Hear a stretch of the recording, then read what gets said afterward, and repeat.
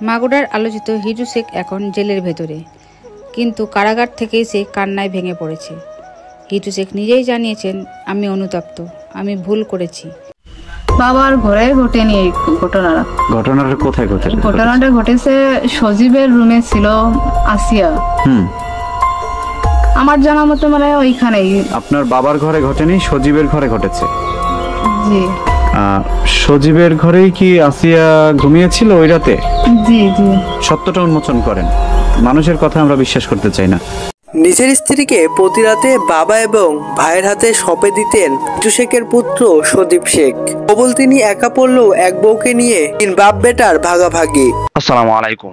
সম্মানিত দর্শক মণ্ডলী, দেশ কিংবা দেশের বাইরে, কাছে ও দূরে, দেশের দূর দূরান্ত থেকে যারাই ঠিক এই মুহূর্তে আমার এই ভিডিওটি দেখছেন, সকলকে জানাই আন্তরিক শুভেচ্ছা ও অভিনন্দন। সম্মানিত দর্শক মণ্ডলী, মাগুরার সেই বহুল আলোচিত এমনকি সমালোচিত ঘটনা, সেই আসিয়াকে নিয়ে এখনো পর্যন্ত আলোচনা সমালোচনা চলছে। সেই আলোচনা এখনো কোনোভাবেই শেষ হচ্ছে না। প্রিয় দর্শক, সেই মাগুরার সেই বহুল আলোচিত ঘটনা আসিয়া সম্পর্কে আরো কিছু বিস্তারিত তথ্য ইতিমধ্যে প্রকাশ পেয়েছে, যা খুবই গুরুত্বপূর্ণ। তাই প্রিয় দর্শক, আপনাদের মাঝে সেই ভিডিওটি শেয়ার করব। তার আগে আপনাদের কাছে ছোট্ট একটি রিকোয়েস্ট করব, আপনি যদি আমাদের এই চ্যানেলটিতে নতুন হয়ে থাকেন, চ্যানেলটিকে সাবস্ক্রাইব করে পাশে থাকা বেল বাটনটি অন করে দিবেন। চলুন তাহলে প্রিয় দর্শক, কথা না বাড়িয়ে আমরা ভিডিওর মূল পর্বে চলে যাই। মাগুরার আলোচিত হিটু শেখ এখন জেলের ভেতরে, কিন্তু কারাগার থেকেই সে কান্নায় ভেঙে পড়েছে। হিটু শেখ নিজেই জানিয়েছেন, আমি অনুতপ্ত, আমি ভুল করেছি, আমি ক্ষমা চাই। বিস্তারিত জানার আগে আপনি যদি আমাদের চ্যানেলে নতুন হয়ে থাকেন, আমাদের চ্যানেলটি সাবস্ক্রাইব করে আমাদের সঙ্গে থাকুন। ধন্যবাদ। হিটু শেখ বলছে, আমার বিচার হোক, আমি শাস্তি মেনে নেব, তবে আমার পরিবার, আমার মা বোন যেন নিরাপদে থাকে। এদিকে ভিকটিম পরিবারের এক সদস্য জানিয়েছে, ওর শাস্তি হোক, ও যদি সত্যিকারের অনুতপ্ত হয় তবে আদালতেই বিচার হবে। এখন চারিদিকে আলোচনার ঝড়। অনেকেই বলছে, মানুষ ভুল করলেও ক্ষমা পাওয়ার অধিকার রাখে, তবে এই এমন জঘন্য অপরাধের বিচার হতেই হবে। স্থায়ীদের অনেকে বলছে, হিটু শেখ কান্না করলেও আমরা বিশ্বাস করতে পারছি না, কারণ সে যা করেছে তার শাস্তি তো মৃত্যুদণ্ড হওয়া উচিত। অন্যদিকে কেউ কেউ বলছে, মানুষই ভুল করে, কিন্তু এমন পাপের ক্ষমা নেই, আইনই ঠিক করবে ওর পরিণতি। আপনি কি মনে করেন, হিটু শেখ সত্যি অনুতপ্ত, নাকি এটা সাজানো নাটক? যিনি আছিয়ার সাথে যে পৈশাচিক কর্মকাণ্ড করেছে, অত্যাচার করেছে, এবং তার সাথে সজীব শেখ এবং রাতুল শেখ আপনার ভাই, তারা, তাই তো? জি। যদি তারাও সত্যি এই অন্যায় কাজগুলো করে থাকে, আইনের যে শাস্তি সাজা দেওয়া দরকার তাদের সেই শাস্তি সাজাগুলো দিক।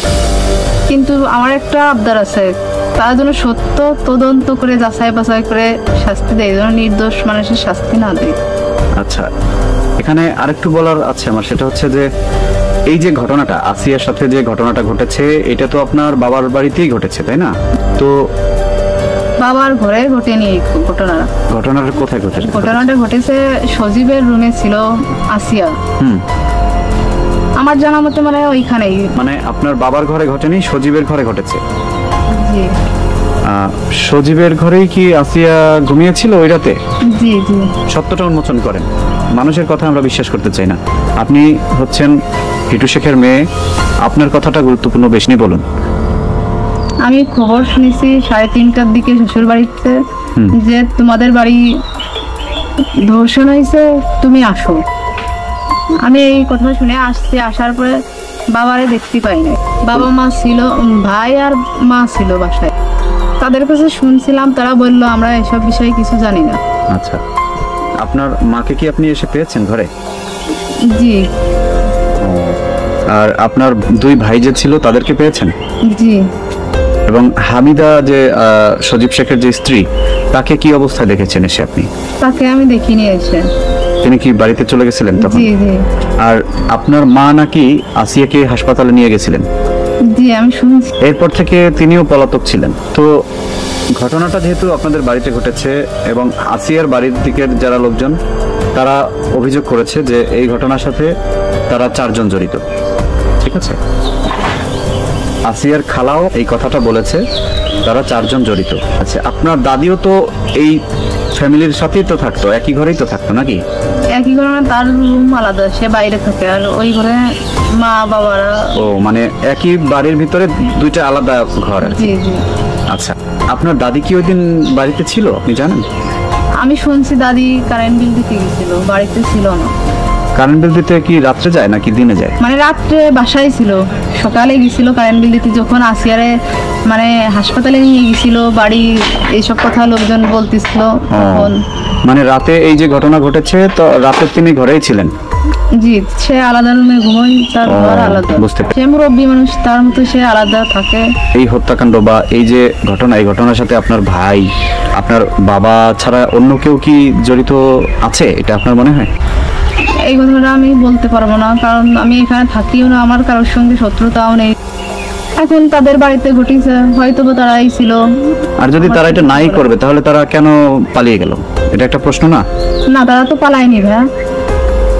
তারা তো পাশের সে বাগানে কোথায় নাকি একটা জায়গায় গিয়ে পালিয়েছিল। না, ওই দিন মানে প্রথম যেদিন আব্বুরে নিয়ে গেছে, ওই দিন আব্বু মুসুরি তুলতেছিল, মাঠে ছিল, ওখান থেকে নিয়ে গেছে। মানে ওখান থেকে খবর দিছে, বাড়ির পাত্রেই নিয়ে গেছে। সজীব গের তখন মানে ধরার কোনো ইয়ে ছিল না, ভাবছিল ধরবেন না, বাড়ি এমনি আগুন ধরা দিতে চাইছিল, তাই মানে কলা বাগানে ঘুমাইছিল। জি।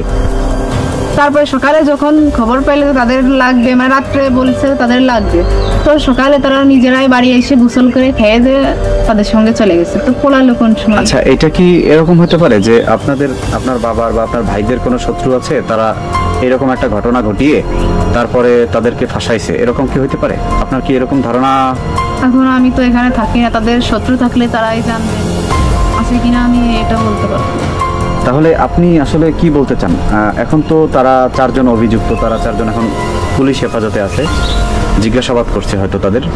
একই পরিবারের চারজন এর আগে কখনো শুনিনি এবং দেখেও নি। আর আমার জানা মতে একই পরিবারের চারজন, ওই ছোট মেয়ের সঙ্গে আমাদের কি এত শত্রুতা থাকতে পারে যে চারজন মিলে এই কাজটা করবে? যদিও তার বাড়িতে হয়েছে, হয়তো বা যে কোনো একজন করেছে, চারজন লোক তো এই কাজটা করতে পারে না। আমিরা বলছে মা নাকি ওর ঘুমের ওষুধ খাওয়াইছে, এই কারণে মাকে সবাই সন্দেহ করতেছে যে মা বাবাকে সাহায্য করেছে এই কাজ করার জন্য। স্ত্রী চাইবে যে তার স্বামী এই কাজটা করুক, এই পাপ কাজে আমি তাকে সাহায্য করি। ছেলেও চাইবে না তার বাপরে এই কাজে সাহায্য করি, এবং বাপও চাইবে না যে ছেলেরা এই কাজে সাহায্য করে। এখন ভাইয়া উপরে আল্লাহ জানে, আর যে করেছে সে জানে। তো আমার কথা হচ্ছে, যে অন্যায় করেছে সে যেই করুক, তার সঠিক দৃষ্টান্তমূলক শাস্তি হোক। অন্যায় করলে তো শাস্তি পেতে। তা আমার খারাপ কমেন্ট করতেছে, তাদেরকে অনুরোধ করে বলতেছি, আসলে এই বিষয়ে আমি কিছু জানতাম না এবং জানিও না, কে করেছে, কোথায় করেছে, কিছুই আমি জানি না। আমার শোনা কথাগুলোই আমি বলেছি। তা আমারে কেউ, তাদের তো মা বাবা ভাই বোন সবাই আছে, তা আমি তাদের বোনের মতনই মনে করে। আমি তো যেরকম একজনের পুত্রবধূ, আমিও তো এরকমের একজন। আমি কি জানা মতে আমার মা বাবা ভাইদের এইসব কাজে করার জন্য সাহায্য করতে পারি? কখনোই না। আর আমি একজন মেয়ে মানুষ, আরেকজন মেয়ে মানুষের কষ্ট বুঝতে পারি। আমাকে শুধু শুধু দোষারোপ করতেছে, আমি তো আসলেই কিছু জানি না। আমি খবর শুনে আসছি, আসার পরে সবার মুখ থেকে শুনছি। চাই আপনার দাদি এখন কোথায় থাকে? আমার দাদি এখন গাছতলায় থাকে, বাড়ির পাশেই ফাঁকা জায়গা আছে, ওখানেই থাকে। আর যেদিন বাড়ি পুড়িয়ে দিয়েছে সেদিন 2 দিন সে বাগানের ভিতরে ছিল। সে বৃদ্ধ মহিলা, সে যদি কখনো মারা যায় এর দায়ভার কে নেবে? তার নিজের বাড়ি, তার নামের জায়গা, তবুও সে তার নিজের বাড়িতে থাকতে পারতেছে না। তো আমার সবার কাছে অনুরোধ থাকলো, সরকারের কাছেও অনুরোধ থাকলো, যেন আমার দাদির একটা বাড়ি করে দেয়। সে বৃদ্ধ মহিলা কোথায় যাবে? তার খাওয়ার যা জিনিসপত্র ছিল সেগুলোও ঘরে ছিল। আচ্ছা, সে এখন কি খাচ্ছে আসলে? যদি কারোর মনে চাচ্ছে দিলে খাচ্ছে, না দিলে ওরকমই দিন চলে যাচ্ছে তার। খেয়ে না খেয়ে? জি। আর অনেকেই বলছে, অনেক ভিডিওতে আমি দেখেছি যে আপনাদের যে বাড়ির, আপনার বাবার বাড়ির যে জায়গাটা ছিল, বাবার শুধু বলবো না, আপনার দাদি এবং বাবা দুজনের নামেই তো রেকর্ড। জি। সে যে জায়গাটা ছিল সেই জায়গায় নাকি অনেকেই দাবি করতেছে মসজিদ বা মাদ্রাসা করার জন্য। আবার আজকে একজন দাবি করলো যে এখানে বাথরুম, প্রস্রাবখানা করার জন্য। মাদ্রাসা মসজিদ কি জন্য আমি করতে দেব? সরকারের অনেক জায়গা আছে, যদি জনগণের করার ইচ্ছা থাকে সেই সব জায়গায় করুক। কারণ আমার দাদি বৃদ্ধ মহিলা, সে কোথায় যাবে? তার নিজের নামে যে জায়গাটা আছে সেইটা কি সে দেবে? আর আমিও শ্বশুর বাড়ির থেকে এসে কোথায় যাবো? আমার বাবার শেষ স্মৃতি যেইটুকু জায়গা জমি, এইগুলো আমি কি জন্য দিতে যাব? যে অন্যায় করেছে তার শাস্তিও, অপরাধ করেছে বাবা ভাইরা যেই করুক, সেজন্য তো আমার দোষারোপ করা হবে না, কারণ আমি এইসব বিষয়ে কিছু। প্রিয় দর্শক, আশা করি সম্পূর্ণ ভিডিওটি দেখলেন। ভিডিও থেকে অবশ্যই বুঝতে পেরেছেন এক আসিয়া যেন সারা দেশের মানুষকে কাঁদিয়েছে, সারা দেশের পুরুষকে লজ্জিত করেছে, অপমানিত করেছে। এমনকি সারা দেশের পুরুষ আজ লজ্জিত, এমনকি সবার মাথা নিচু হয়ে যায় যে আসিয়া ঘটনা ঘটেছে, যা খুবই মর্মান্তিক, এমনকি বেদনাদায়ক। আপনারা যে যেখান থেকে দেখছেন অবশ্যই প্রতিবাদ করবেন। এখনো পর্যন্ত কিন্তু সেই আসিয়ার এই ঘটনার বিচার হয়নি, আর সেইটা নিয়ে বিভিন্ন ধরনের সমালোচনা চলছে। কেউ বলছে যে আসিয়ার যে বড় বোন হামিদা আছে, সে তার স্বামীর পক্ষ নিয়েছে, অর্থাৎ তার শ্বশুর বাড়ির পক্ষ নিয়েছে, স্বামীর বিচার চান না, এমন মন্তব্য কিন্তু করছেন। এমনকি এর কিছু প্রমাণও কিন্তু মিডিয়াতে প্রকাশ পেয়েছে। আপনারা যে যেখান থেকে দেখছেন আপনাদের কাছে রেখে দিলাম, আপনার স্থান থেকে আপনার মূল্যবান মতামতগুলো কমেন্টে জানিয়ে দিবেন, এমনকি এই ভিডিওটি শেয়ার করে সকলের মাঝে ছড়িয়ে দিবেন। প্রিয় দর্শক, আজকের মতো এখানে শেষ করছি। ভালো থাকুন, সুস্থ থাকুন, আবারও দেখা হচ্ছে পরবর্তী ভিডিওতে।